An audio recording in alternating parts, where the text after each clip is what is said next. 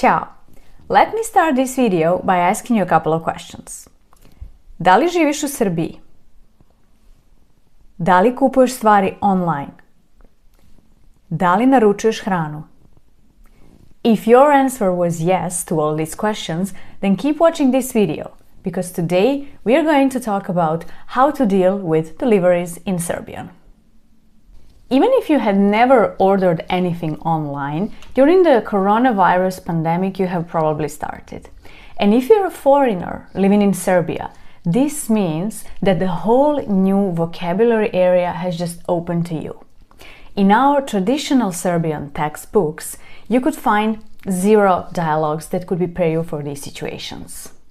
That's why in this video we will go through the most important words and phrases that you should know. If you just want to order food, we don't need to make a video to explain to you how to do it.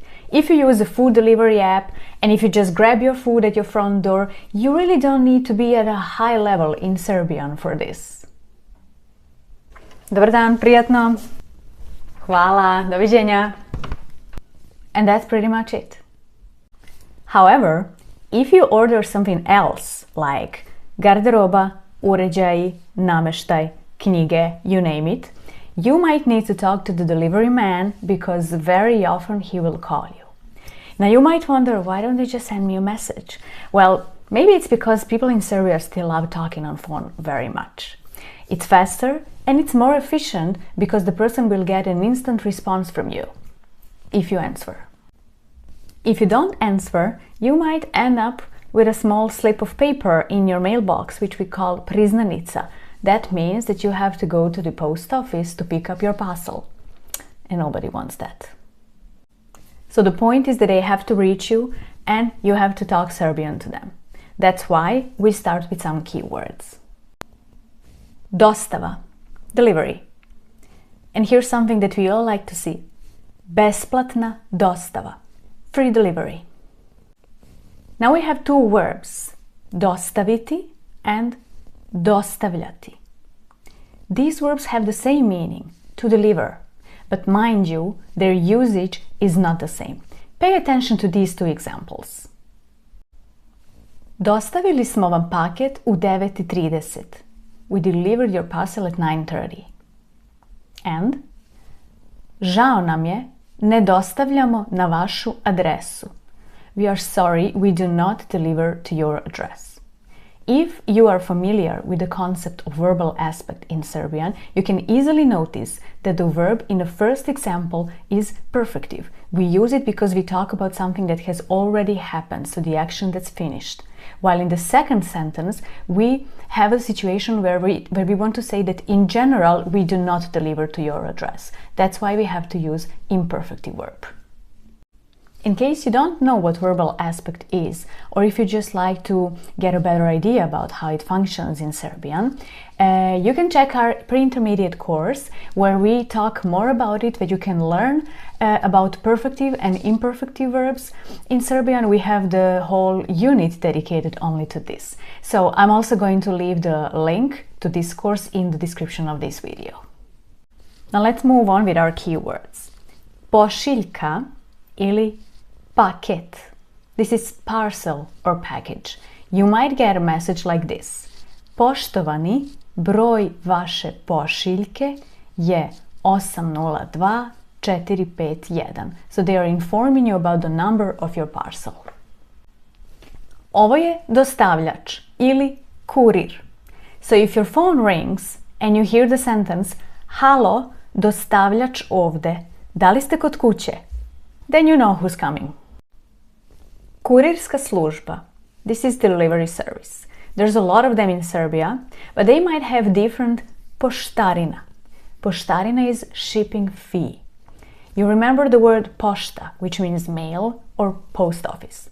Now let's imagine you're in the opposite situation, where you are sending a package to somebody else. When you talk to the dispatcher and you're giving the information about your package, you might hear this question.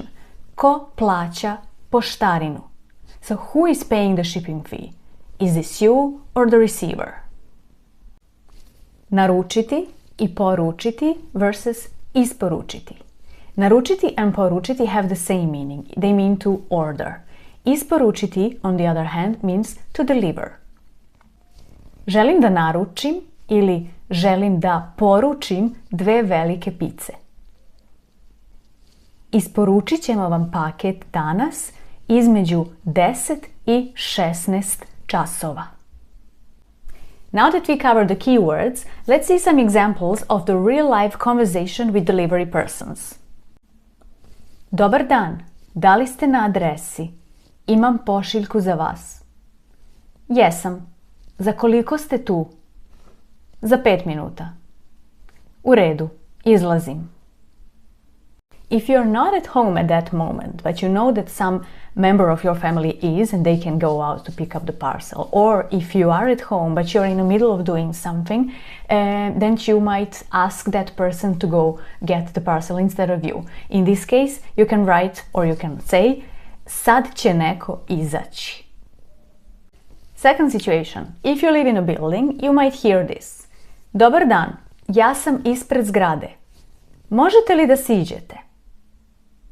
Now, you could be okay with that and you might come down to pick up your package. In this case, you can say, važi, evo, silazim. But if you're not okay with that and you wouldn't like to meet the person outside on the street, you would like to get your package at your front door, then you can say, izvinite, ne mogu da siđem. You can also add the reason, for example, kuvam, imam bebu, and so on. And you could just add, možete li da se popnete, or dođite, molim vas, gore. Finally, if you forgot to add the information about your flat or buzzer number, you might hear something like this. Ja sam ispred ulaza. Koji vam je broj interfona? Or, u kom ste stanu? And you can just simply answer with your flat number. For example, stan 26, 3. sprat. So you see, you don't need to use complex sentences here. You don't need to say something like ja sam u stanu broj 26 na 3. spratu. It's okay, it's perfectly fine, but it's not natural in this situation. So just keep it simple and you will get your delivery soon. I to je to. I hope you found this video useful. If there is any situation that I forgot to mention and you would like to know about it, please let us know in a comment and of course we will help you there. I would also like to remind you that every 2 weeks we send completely free material for practicing Serbian, and if you would like to get it, you could subscribe to our newsletter. I'm also going to leave the link for our newsletter in description. To je sve za danas. Vidimo se i pozdravljam vas!